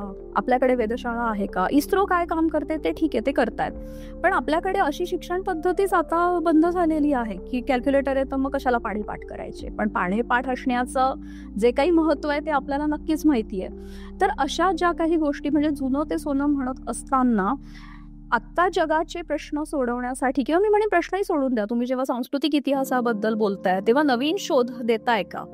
तर ह्या हस्तलिखितांमध्ये जे काही ज्ञान आहे ते प्रत्येकाने, म्हणजे जसं केमिस्ट्री आहे किंवा रसायनशास्त्र आपण ज्याला म्हणतो, तर आत्ताचा जो कोणी केमिकल इंजिनियर त्याने जुनं रसायनशास्त्र अभ्यासलं तर त्याला समजेल की असं असं केलं तर असं होतं आणि मग तो नवीन काही करू शकतोय का त्याच्यातनं. हवामानशास्त्रवाल्याने ते केलं. आयुर्वेदामध्ये जसं मी म्हटलं, चरक सुश्रुत वाग्भटापेक्षा काही लोकल ट्रेडिशन आहेत. अर्थात आत्ता जर एखादा डिसीज एक्स्ट्रीम लेवलला म्हणजे लास्ट स्टेजला काही असलं तर आपण आयुर्वेदाचे गोडवे गाऊन काही होणार नाहीये, कारण आयुर्वेद ही जीवन पद्धती आहे आणि ती ऋतुमानानुसार चालत असते, की आत्ता काहीतरी रोग झालाय आणि मी गोळी घेतली, तर असं कुठेही आयुर्वेदामध्ये नाहीये. त्यामुळे तुम्हाला स्वतःचं उदो करत असताना तो कशा पद्धतीने करायचा हे समजलं पाहिजे आणि मग प्रत्येकाने ते बघायचं, माझ्याकडे माझ्या क्षेत्रामधलं ज्ञान ह्याच्यात काय सांगितलंय आणि त्याच्यातनं मी नवीन आता जगाला काय देऊ शकतोय का, तर ते खरं सोनं उपयोगाचं होईल की जर त्याचा आपण अलंकार बनवला तर. अदरवाईज माझ्या आजोबांचं, म्हणजे रामदास स्वामींनीच सांगितलेलं आहे की जो आपल्या पूर्वजांची गोडवे म्हणजे महती गात राहतो आणि स्वतः काही करत नाही तर तो एक मूर्ख आहे. 10 मूर्खांच्या लक्षणामधलं ते एक आहे. तर प्रत्येकाने आपल्या क्षेत्रात काय सांगितलं आहे हे बघावं. आणि आज संस्कृतमध्ये, ह्याची भाषा जरी संस्कृत असली तरी त्याचे भाषांतर तुम्हाला सगळ्या भाषांमध्ये उपलब्ध आहेत. जर्मनमध्ये आहे, फ्रेंचमध्ये आहे, इंग्लिशमध्ये आहे, मराठीत आहे, हिंदीत आहे.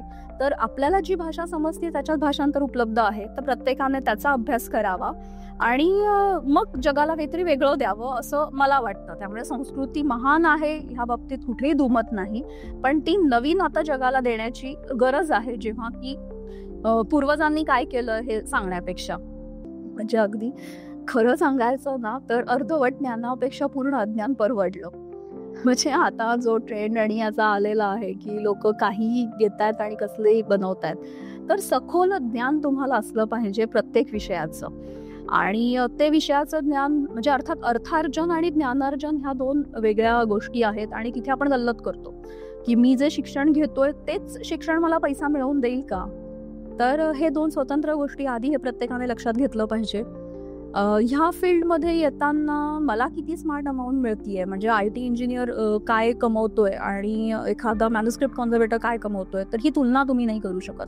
त्यामुळे तुम्हाला आधी काय पाहिजे तो उद्देश क्लिअर पाहिजे आणि ते स्वतःला माहीत असलं ना की माझं जे काही पोटापाण्याचा उद्योग आहे तो वेगळा आहे आणि ज्ञान मिळवणं ही माझी बुद्धीची भूक आहे आणि ती मी ह्या हस्तलिखितांमधनं मिळवू शकतो. आणि त्यानंतर सखोल ज्ञान, की जसं मी म्हटलं भारतीय संस्कृती म्हणजे आज आपण ज्ञानाचं सायन्स, आर्ट्स, कॉमर्स असे तुकडे करून टाकले, तर तसं नाही आहे ते. तुम्हाला आधी तर संस्कृत भाषा येणं आवश्यक आहे.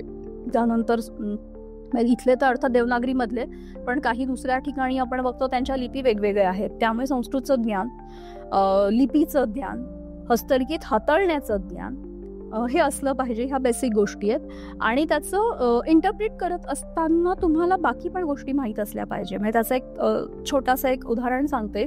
जेव्हा मी हस्तलिखित ग्रंथ लावताना एक प्रकृती विकृती विहार नावाचा एक ग्रंथ होता आणि त्या एका लायब्ररीमध्ये त्यांनी असं त्याला आयुर्वेद म्हणून वर टॅग करून घेऊन दिलं होतं की प्रकृती आणि विकृती म्हणजे आयुर्वेदाशी संबंधित असं त्या लायब्ररीयांना वाटलं असेल आणि तो विषय तिथे टाकला गेला. जेव्हा मी तो ग्रंथ वाचायला घेतला तेव्हा मला लक्षात आलं की यज्ञवेदी कशी निर्माण करायची, तर त्याबद्दल त्याच्यामधलं वर्णन आहे. तर यज्ञवेदी सांगणं म्हणजे मेन एक गोष्ट सांगितलेली असती तिला प्रकृती म्हणतात आणि त्याच्यात बदल केलं त्याला विकृती म्हणतात. आता विकृती म्हणजे आपण शब्द तो वेगळा घेतो, तर शब्दांचं भाषेचं ज्ञान पण तुम्हाला असलं पाहिजे. एक शब्द एका ठिकाणी एका अर्थाने आलाय म्हणून दुसऱ्या ठिकाणी तो त्याच अर्थाने येईल असं काही नाहीये. त्यामुळे भाषेचं ज्ञान आणि त्याचं अर्थबोधन करण्याची जी पद्धती आहे तर त्यासाठी तुम्हाला अवांतर ज्ञान त्या क्षेत्रातलं हे दोन्हीही असलं पाहिजे. तर तुकडे करून ज्ञानाचे होणार नाही, ज्ञानशाखांचे तुकडे करून होणार नाही. आणि शिकण्याची तयारी पाहिजे. येणारा प्रत्येक चॅलेंज तुम्हाला काहीतरी शिकवून जात असतं, तर ती तयारी ठेवली पाहिजे आणि मग तुम्ही या क्षेत्रामध्ये येऊ शकतात. आणि स्वतःचं खूप आहे, मी म्हटलं ना, एक आयुष्य कमी पडेल ह्याच्यासाठी काम करायला. मॅनपॉवर जर तुम्ही म्हणाल तर परत ह्या गोष्टी म्हणजे काय म्हणत एकमेकात अवलंबून आहेत. जिथे फंड्स आहेत तिथे माणसं पण आहेत. आणि म्हणजे काय म्हणूया त्याची थोडी घडी बिघडलेली आहे की जिथे फंड्स आहेत तिथे माणसं नाही आहेत आणि जी माणसं आहेत ती त्या कॅलिबरची नाही आहेत की ते काम करू शकतात. आणि आपल्या पूर्ण भारतीयांचा एक असा माइंडसेट आहे की तुम्हाला म्हणजे माझ्या घरामधला एखादा वारसा जपायचा आहे आणि मग कोणीतरी जरी सरकारी यंत्रणा येईल आणि मग तो वारसा सांभाळेल. तर हा माइंडसेट आधी आपण बदलला पाहिजे की सगळं करायचं सरकारने, म्हणजे आपल्याला काही नाही जमलं तर आपण लाखोल्या व्हायला मोकळे असतो सरकारच्या विरुद्ध. तर माझ्या घरातला वारसा, माझ्या गावातला वारसा ही सांभाळण्याची जबाबदारी माझी आहे. तर असं इंडिव्हिज्युअल लेवलला जेव्हा प्रत्येक जण आपली आपली जबाबदारी वाटून घेईल तेव्हा मग सरकारच्या सपोर्टची आपल्याला म्हणजे थोड्या प्रमाणात असते. मी असं म्हणत नाही की त्यांनी काहीच नाही करायचं, पण आपणही काही करायचं नाही सरकार करेल म्हणून हेही चुकीचं आहे. तर सगळ्यांच्या मिळून ही प्रत्येकाची जबाबदारी आहे आणि त्याचसाठी मग आम्ही अवेअरनेस प्रोग्राम घेत असतो की आपला वारसा आपण सांभाळावा. अनिताजी, आपण या क्षेत्रात आता इतकं काम करत आहात, पण मग ह्या क्षेत्रात काम करता करता आपण खूप गोष्टी शिकला असाल, तर मग आपण अशा काय काय गोष्टी शिकलात आणि ते इतर क्षेत्रातही म्हणजे इतर गोष्टी ती तुम्हाला कामात येते? पेशन्स. कारण हस्तलिखित मी म्हटलं ना जसं की तुम्हाला आता एखादं पुस्तक जर तुम्ही बाजारात आणलं तर ते बाइंड केलेलं असतं, सगळी पानं सरळ असतात किंवा जरी चुकून त्याचं बाइंडिंग निघालं असलं तर त्याला पेजिनेशन केलेलं असतं. पण हस्तलिखित ग्रंथ प्रत्येक कागद मोकळा असतो आणि त्याची जी नंबरिंगची पद्धत आहे ही फोलिओ नंबर असतात, पेज नंबर नसतात. तर त्या आणि जेव्हा सगळे हस्तलिखित ग्रंथ असे एकत्र पडलेले आहेत आणि तुम्हाला ते वेगळे करायला सांगतायत की आता लावून दाखवा, तर तिथे पेशन्स शिवाय काहीच नाहीये. हे तुम्हाला एक एक कागद अक्षरानुरूप निवडायचा आहे की हे पान याचं असेल, ते पान त्याचं असेल. बरं, त्याच्यातही तुम्हाला जेव्हा फोलिओ नंबर सापडतात तेव्हा अध्याय पण वेगवेगळे असतात. मग हा पहिल्या अध्यायाचं पान आहे का 10व्या अध्यायाचं पान आहे, त्याचे वेकांड असतात. तर ते जे पेशन्स तुम्हाला हे काम करताना शिकायला मिळतात ते बाहेर कधीच तुम्हाला कुठलंही देणार नाही. म्हणजे तुम्ही MA केलं, MPhil केलं, PhD केली, ट्रेनिंग घेतले, सर्टिफिकेट्स काहीही कामाचे नाही. त्यानंतर ते हाताळत असताना तुम्ही स्वतःची काळजी कशी घ्यायची आहे. तर हे चॅलेंज सांगितले तर असतंच ट्रेनिंगमध्ये. कलेक्शन वाईज तुम्हाला चॅलेंजेस वेगवेगळे येतात की आता काय करायचं, आता काय करायचं. मग तुम्ही त्याच्यातनं शिकत जातात. म्हणजे आलेल्या चॅलेंजला मात करणं आणि त्याच्यामधनं तुम्ही पुढे जाणं, तर हे ती घटना तुम्हाला शिकवत असते. तिथे तुम्हाला पुस्तकी ज्ञान फारसं उपयोगी पडेलच असं काही नाही. असं खूपच मोठं काम आहे. खूपच. अनिताजी, आता ही जी नवीन तरुण पिढी आहे तर त्यांना हेरिटेज कन्झर्वेशन म्हणजेच आपलं हस्तलिखित जतनशास्त्र किंवा इंडोलॉजी म्हणजे भारतीय विद्याशास्त्र, तर यामध्ये करिअर करायचं असेल तर त्याने कशी सुरुवात करावी किंवा तो प्रवास कसा असू शकतो, तर त्याविषयी मला सांगाल का? मी असं सांगेन की करिअर करायचं म्हणून शिक्षण घेतलं म्हणून इंडोलॉजी करू नका कधीच. आपल्या संस्कृतीचा जर आपल्याला अभिमान असला तर आपण इंडोलॉजी करावं. आणि मग करिअरमध्ये मला नोकरी मिळेल का, मग मला कितीचं पॅकेज मिळेल, असले कुठलेही पूर्वग्रह घेऊन या क्षेत्रामध्ये येऊ नका. भारतीय विद्या हा जो कोर्स आहे तो कोर्स तुम्हाला दृष्टिकोन देतो आपल्या संस्कृतीकडे बघण्याचा. आणि मग ते तुम्ही केल्यानंतर म्हणजे अर्थात ठीक आहे, ह्या सगळ्या शैक्षणिक कॉन्झर्वेशनचे इन्स्टिट्यूट आहेत, मोठ्या मोठ्या नॅशनल लॅबोरेटरीज आहेत, तर कॉन्झर्वेशन तुम्ही शिकू शकतात. पण कॉन्झर्वेशन शिकल्यानंतर सरसकट सगळ्याला वापरायचं नाही, हा विवेक तुम्हाला असला पाहिजे. की जसं मी म्हटलं की जॅपनीज टिश्यू पेपर माझ्याकडे आता उपलब्ध आहे आणि काही हस्तलिखितं पडली आहेत, लावून टाका ना सगळ्या ह्याला, तर असं नाही आहे. आणि तिथे मी जसं म्हटलं स्मार्ट अमाऊंट तुम्हाला त्याच्यात मिळेल ह्याची आत्ता शाश्वती नाही, पुढचं मी नाही सांगू शकत. पण हा जो माझा 20 वर्षाचा प्रवास आहे तर नवीन पिढीने शिकण्याची तयारी ठेवावी. आणि शिकणं काय तर फक्त काय म्हणूयात आपण, एखादं शालेय शिक्षण घेतलं, एखादा कोर्स केला, इतकं नाही. तर तुम्हाला घरातल्या तुमच्या आजीपासून जे काही तुमची म्हणजे आता तर जॉईंट फॅमिली नाही आहे, मी स्वतः जॉईंट फॅमिलीत वाढली, त्यामुळे घरातल्या प्रत्येक व्यक्तीकडनं मी काहीतरी शिकत गेले आणि ते मला ह्या क्षेत्रामध्ये काम करताना महत्त्वाचं ठरलं. तर आजीबरोबर जेव्हा मंदिरात जात होते, तिच्याकडनं काही रिच्युअल्स, तर तेव्हा कदाचित कर्मकांडाचा कंटाळा, पण मजा म्हणून आम्ही जात होतो. पण आता जेव्हा परत त्या मंदिरांमध्ये आम्ही जुन्या नाशिकमध्ये फिरतो, तेव्हा ते जुनं सगळं आठवतंय आणि मग ते कोरिलेट करता येतंय. तर इंडॉलॉजीचा कोर्स केल्याबरोबर तुम्हाला घरातली संस्कृती ही माहीत असली पाहिजे. घरातली माणसं, जसं मी आत्ता म्हटलं की मी आज तुमच्यासमोर इंटरव्ह्यू देतेय, पण हे माझ्या एकटीचं नाही आहे. ज्यांनी माझ्यावर विश्वास ठेवून हे ग्रंथ दिले, तर बोलण्याची पद्धतही तितकी महत्त्वाची, की जे तुम्हाला शिकवत नाही, की जे लोक तुम्हाला ग्रंथ आहेत असं पण सांगत नाहीत, त्या लोकांनी त्या घराच्या, त्या वाड्याच्या किल्ल्या माझ्या हातात दिल्या आणि सांगितलं, तू ते काम कर. तर हे मी स्वतःचं कौतुक म्हणून नाही सांगत, पण माणूस म्हणून तुमच्यावर जेव्हा कोणाचा तरी विश्वास येतोय, तो विश्वास निर्माण करण्यासाठी तुम्हाला पुस्तकी ज्ञान काहीच उपयोगाचं नाहीये. तर हे शिकण्याची तयारी ठेवणं, स्वतःला घडवण्याची तयारी ठेवणं. जे कॉलेजमध्ये असताना हा कोर्स जर मी केला नसता तर मी या क्षेत्रात आलेच नसते. तर हे जे सगळे माझ्या वाटेतले माझे सहकारी असतील, माझे गुरु असतील, मार्गदर्शक असतील, ह्या सगळ्यांचं हे यश आहे. तर तरुण पिढीने हे लक्षात घेतलं पाहिजे की शिकण्याची तयारी ठेवणं, आणि मलाच सगळं माहिती आहे आणि समोरच्याला काहीच माहित नाहीये, तर हा ॲटिट्यूड न ठेवता जो येणारा व्यक्ती त्याच्याकडनं मला शिकण्यासारखं काय हे शिकायचं. आणि बाकी तर तुम्हाला अकॅडमिक्स तर महत्त्वाचं आहेच आहे आणि ते घेणं जरुरीचं आहे. आणि त्याची आपण आता म्हणजे बरेच गोष्टी सांगितली, भरपूर आम्हाला माहिती मिळाली, पण आम्हाला ह्या इंडोलॉजी म्हणजेच भारतीय विद्या याबद्दल सांगाल का? इंडोलॉजी हा भारतीय विद्या असा एक MA आणि डिप्लोमा असे 2 कोर्स टिळक महाराष्ट्र विद्यापीठामध्ये होतात, आणि आता तर बरेच सर्टिफिकेट कोर्स सुद्धा वेगवेगळ्या इन्स्टिट्यूटमध्ये होतात. तर त्यामध्ये तुम्हाला सगळ्यात पहिले तर येतं पुरातत्व विद्या, म्हणजे आर्किओलॉजी ज्याला आपण म्हणतो, तो एक पेपर असतो. नाणकशास्त्र, की जे चलन आहे ते चलनाचा सगळा इतिहास, ते प्रवास, कुठल्या डायनेस्टीचे काय चलन होते, तो एक अभ्यास आहे. त्यानंतर स्थापत्य कला, जसं आपण वेगवेगळ्या शैलींबद्दल बोलतोय, तर तो एक विषय त्याच्यामध्ये शिकवला जातो. धर्मतत्वज्ञान शिकवलं जातं. दर्शनं असतात, म्हणजे बौद्ध दर्शन आहे, जैन दर्शन आहे, ते शिकवलं जातं. त्यानंतर प्राचीन भारतामधल्या व्यापारी संस्था ज्या होत्या किंवा श्रेणी होत्या त्या शिकवल्या जातात, आणि प्राचीन भारताचा इतिहास. तर असे हे साधारण विषय त्याच्यामध्ये आहेत, आणि ते आपल्याला तो शिकल्यानंतर आपल्या गावाचा इतिहास आपल्याला समजतो आणि आपल्या संस्कृतीकडे आपण कसं बघितलं पाहिजे, आणि जे सांस्कृतिक लेयर्स असतात ते त्या ह्याच्यातनं आपल्याला उलगडले जातात. तर अशा ह्या भारतीय पुरातत्व विद्या, म्हणजे आर्किओलॉजी असं नाही, आर्किओलॉजीचा एकच पार्ट आहे, पण बाकी सांस्कृतिक इतिहास त्याच्यामध्ये शिकवला जातो, आणि असा तो कोर्स आहे. आणि म्हणजे मला तर मी असं म्हणेन, त्याच्यातनं तुम्हाला नोकरी कुठे मिळेल, काय कुठे मिळेल, हे प्रश्न तुम्ही बाजूला ठेवा, पण माझ्या स्वतःच्या संस्कृतीकडे मी कसं बघावं आणि मग त्याचे माझ्यावरची जबाबदारी काय आहे, तर असा दृष्टिकोन हा कोर्स आपल्याला देतो. म्हणून तो प्रत्येकाने केला पाहिजे असं वाटतं मला. अनिताजी, आपण आता या क्षेत्रात काम करत आहात आणि अनेक व्यक्तिमत्व आपल्या जीवनात आले असतील, तर मग आम्हाला हे विचारायला आवडेल की तुमचं रोल मॉडेल कोण आहे? म्हणजे एखादं ऐतिहासिक व्यक्तिमत्व आहे की जे तुमचं रोल मॉडेल ठरू शकेल किंवा असेल?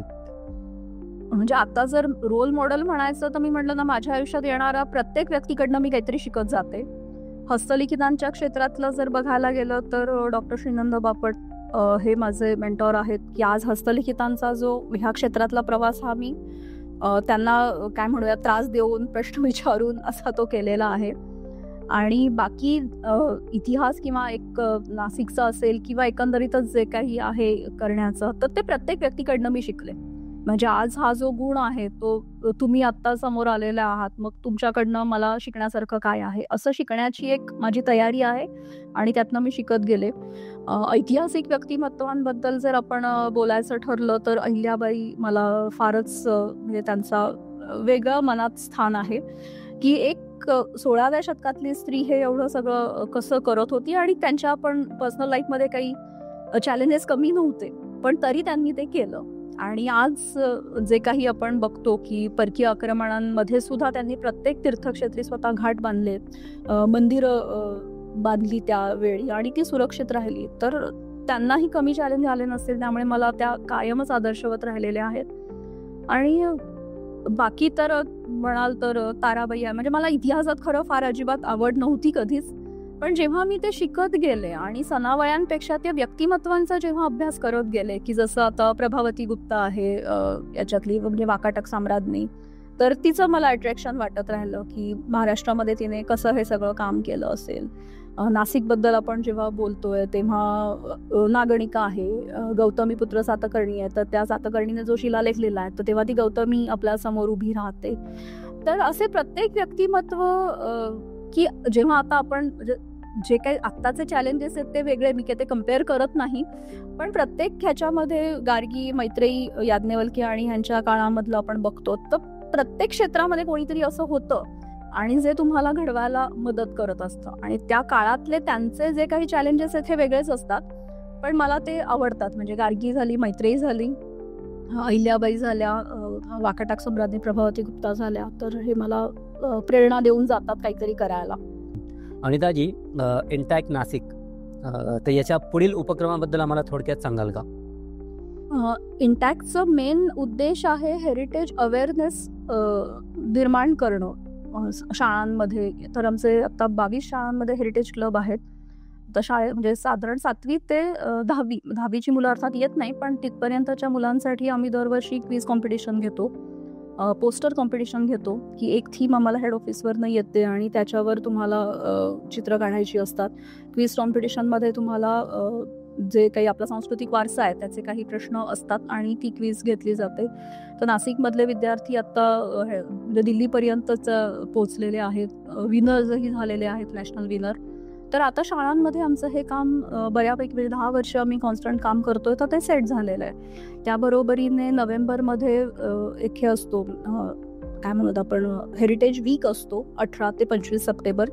त्या काळामध्ये आम्ही वेगवेगळे उपक्रम घेत असतो. म्हणजे हेरिटेज वॉक तर आहेच, पण त्याबरोबरीने सरकारवाडा आहे, तिथे तो मी एक कार्यक्रम दरवर्षी करत असतो. आता सध्या काम चालू आहे म्हणून मागच्या वर्षीपासून तिथे झाला नाही. तर त्या काळामध्ये वेगवेगळे लेक्चर्स आहेत, प्रेझेंटेशन आहेत, काही फिल्म्स असतात, पुस्तक प्रकाशन आहे. तर हे असं सगळे कार्यक्रम त्या वर्ल्ड हेरिटेज वीकमध्ये असतात. शाळा म्हणजे इन्स्टिट्यूट मेंबर आमचे काही आहेत, आर्किटेक्चर कॉलेजचे, नंतर आर्ट्स कॉलेजचे आहेत, तर त्यांच्यासाठीही आम्ही हे सगळं लेक्चर आणि हे करत असतो, मार्गदर्शनपर काम चालू असतं. आणि आत्ताच आमचा काल एक कॉन्फरन्स झाली प्रवाहिता म्हणून, तर त्याच्यामध्ये आता कुंभमेळ्याच्या पार्श्वभूमीवर हिस्टोरिक सिटीज 25 ही सिरीज होती, तर तो उपक्रम झाला. आणि भविष्यामध्ये आम्ही गाईड ट्रेनिंग प्रोग्राम घेणार आहोत. म्हणजे आता कुंभमेळ्याच्या अनुषंगाने टुरिस्ट खूप येत आहेत आणि टुरिस्ट आल्यानंतर आपल्या शहराची त्यांना माहीत असलेली माहिती ते सांगतात, पण ऑथेंटिक माहिती सांगण्यासाठी म्हणून आम्ही तो एक वर्कशॉप घेणार आहोत. आणि तो वर्कशॉप सगळ्यांसाठीच असेल, म्हणजे कॉलेजचे विद्यार्थी आहेत, हौशी गाईड आहेत, जे आत्ता गाईड म्हणून काम करत आहेत त्यांच्यासाठी असेल, किंवा मग अगदी रिक्षावाले आहेत, तर त्यांच्यासाठी सुद्धा आम्ही गाईड ट्रेनिंग प्रोग्राम करणार आहोत, की आपल्या शहराची ऑथेंटिक इन्फॉर्मेशन बाहेरच्या व्यक्तीला पोहोचली पाहिजे. तर असा हा आत्ता भविष्यातला उपक्रम आहे. आणि एक साधारण सिंहस्थाच्या ध्वजारोहणाच्या वेळी अजून एक आम्ही चर्चासत्र आयोजित करणार आहोत. म्हणजे सगळ्याच फील्डमधल्या लोकांना इंटॅक्टमध्ये काय काय करता येऊ शकतं असे प्रोग्राम्स आमचे वर्षभर आत्ता असणार आहेत. आपला आता हा कुंभमेळा येतोय की जो दर 12 वर्षांनी आपल्या नाशिकमध्ये असतो. आता मग साधारण तुम्हाला काय वाटते की आता जसा पुढचा कुंभमेळा जेव्हा येईल, म्हणजे साधारण एक 10-12 वर्षामध्ये आपला नाशिक जो आहे तर त्याचा वारसा जपण्यासाठी काय बदल होणे आवश्यक आहे? ते बदल म्हणण्यापेक्षा ना, इथे पोटेन्शियल खूप जास्त आहे. तर प्रत्येकाला ज्याला ज्या क्षेत्रात हवं आहे ना त्याने ते काम करावं. की जसं आता आम्ही रंगमुद्रा म्हणून एक सिरीज लॉन्च केली, तर नाशिकमध्ये काही भित्तीचित्र आहेत आणि त्या भित्तीचित्रांचं ठीक आहे, कॉन्झर्वेशन, डॉक्युमेंटेशन, पब्लिकेशन ह्या गोष्टी तर होतातच आहेत, पण त्याबरोबरीने त्याचे प्रॉडक्ट डिझाईन केले. आणि मग त्या प्रॉडक्टमध्ये मग काही काय म्हणत आपण, टोट बॅग आहेत, ट्री प्लांटर आहेत आणि काही फ्रेम्स आहेत, तर असं त्याचे प्रॉडक्ट आम्ही तयार केले. तर असं खूप सारं आहे. आता वुडन कार्विंग आहे, तर ते वुडन कार्विंग आणि आता 3D प्रिंटिंग आणि ह्या सगळ्या टेक्नॉलॉजी इतकी ॲडव्हान्स झालेली आहे की ह्याच वर्षाला तुम्ही नवीन स्वरूपामध्ये आणू शकतात. तर असं खूप काही इथे आहे आणि ज्याला जे हवंय त्याचं ते आता कन्व्हर्जन आपण करू शकतो. आणि काय म्हणूयात सगळ्या क्षेत्रांसाठी इथे आपल्याला उपलब्धता आहे आणि ते करू शकतात निश्चितच. म्हणजे आम्ही तर करतोच आहे, पण आम्ही करतो म्हणण्यापेक्षा ते सगळ्यांनी करावं अशी आमची इच्छा आहे त्याच्यातली. आता आपण जे हे कार्य करत आहात तर मग याच्यात आपण समजा हे जे पब्लिक पार्टिसिपेंट आहे ते वाढवण्यासाठी कुठले उपक्रम राबवले जाऊ शकतात? आता शाळा कॉलेजमध्ये तर आम्ही त्यांच्याबरोबर MOU केलेलेच आहेत आणि ते लोक म्हणजे तो जे एक ग्रुप असतो त्यांना दरवर्षी आम्ही ट्रेन करत असतो. बाहेरनंही विद्यार्थी इथे येत असतात. तर इंटॅक्ट ह्याच्या आणि आता बऱ्यापैकी मला वाटतं हेरिटेजबद्दल अवेअरनेस आला आहे. म्हणजे जे चॅलेंजेस मी म्हटलं 15 वर्षापूर्वी फेस केले तेवढे नाही आहेत. मग तेव्हा नाशिकमध्ये हेरिटेज म्हणजे काय हेच कोणाला माहीत नव्हतं की हे काय आहे, मग तू करते म्हणजे नक्की काय करते. तर त्या मानाने आता परिस्थिती बरीच चांगली आहे. आता विद्यार्थ्यांना हे सगळं माहीत झालेलं आहे आणि त्यांच्याकडे टेक्नॉलॉजीमुळे ते आधी आपण जे सांगतो ते परत पटकन बघतात. त्यामुळे इंटॅक्टबद्दल माहिती आहे, सांस्कृतिक वारशाबद्दल माहिती आहे. तो अवेअरनेस आता बऱ्यापैकी आला आहे आणि ह्या क्षेत्रात जर कोणाला काही करायचं असेल तर आमची सगळी एक्सपर्टीज आहे. तर म्हणजे कॉन्झर्वेशन असेल, म्हणजे मी तर ठीक आहे मॅन्युस्क्रिप्टचं करते, पण बिल्डिंग कॉन्झर्वेशन आहे, हे आहे, तर त्याच्याबद्दल आम्ही मार्गदर्शन नक्कीच करतो. तर जे कोणी येतील त्यांचं स्वागत आहे. आणि ताजी मी आपल्याला काही छोटे प्रश्न विचारतो. आपलं आवडतं ऐतिहासिक ठिकाण नाशिकमध्ये कुठलं आहे? गंगाकाठ, गोदावरी महत्वाचा आणि काय म्हणतात आपली जीवनवाहिनी आहे ती. जर तुम्ही इंडोलॉजिस्ट किंवा कन्झर्वेटर नसता तर काय झालं असतं?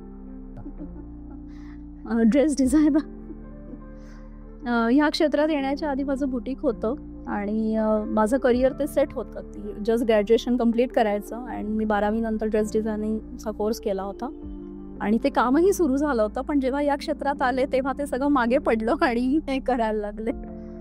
वारसा जपण्यासाठी आपल्या नाशिककरांना एक छोटासा मेसेज काय द्याल?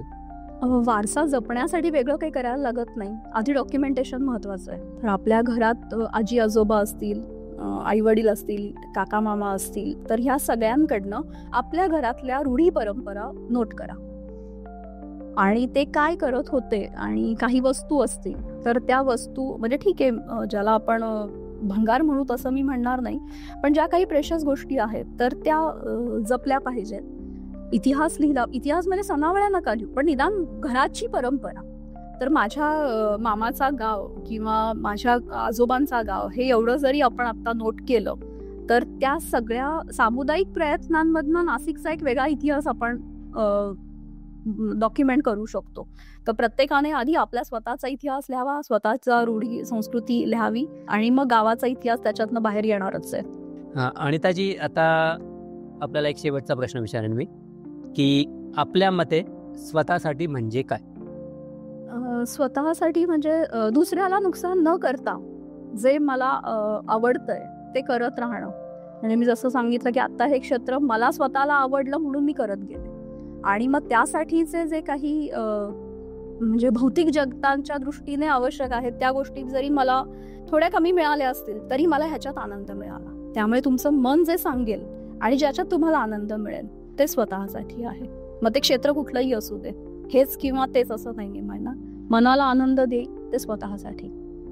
आणि ताजी आपण पूर्ण माहिती दिली, खूप सुंदर, की अगदी जगावेगळी माहिती की ही आम्हीही ऐकलेली नव्हती आणि आज आपल्या प्रेक्षकांपर्यंत ती पोहोचणार आहे आपल्या माध्यमातून. तर म्हणजे मी तुमचे खरंच खूप आभार मानेन की आपण इथे आलात, आपला वेळ दिलात. तर मी सांगेल की आपल्या प्रेक्षकांना तुम्ही काय सांगाल? प्रेक्षकांना मी असं सांगेन की आत्ता जरी माझ्याकडनं खूप मोठे मोठे शब्द वापरले गेले असतील तरी इतकं मोठं किंवा घाबरून जाण्यासारखं काही नाही आहे.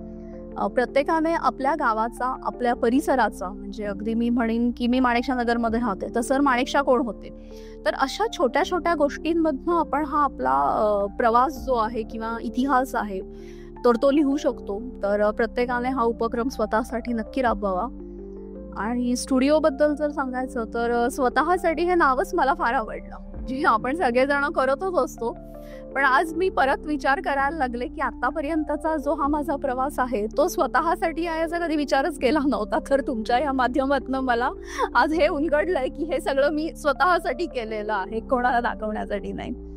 आणि त्याची आपण खूप सुंदर माहिती दिलीत की ही नक्कीच माहिती अगदी वेगळी होती आणि याचा आम्हा सगळ्यांना आणि आपल्या श्रोत्यांना सुद्धा नक्कीच फायदा होईल.